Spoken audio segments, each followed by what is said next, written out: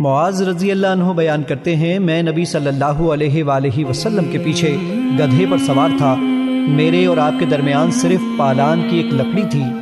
آپ صلی اللہ علیہ وآلہ وسلم نے فرمایا، معاذ کیا تم جانتے ہو کہ اللہ کا اپنے بندوں پر کیا حق ہے؟ میں نے عرض کیا، اللہ اور اس کے رسول بہتر جانتے ہیں۔ آپ صلی اللہ علیہ وآلہ وسلم نے فرمایا، اللہ کا بندوں پر یہ حق ہے کہ وہ اس کی عبادت کریں اور اس کے ساتھ کسی کو شریک نہ بنائیں، اور بندوں کا اللہ پر یہ حق ہے کہ وہ اس شخص کو عذاب نہ دے جو اس کے ساتھ کسی قسم کا شرک نہ کرتا ہو۔ میں نے عرض کیا، اللہ کے رسول کیا میں لوگوں کو اس کی بشارت نہ دے دوں؟ آپ صلی اللہ علیہ وآلہ وسلم نے فرمایا، انہیں بشارت نہ دو ورنہ وہ اس بات پر توکل کر لیں گے۔ مشکوٰۃ المصابیح حدیث نمبر 24۔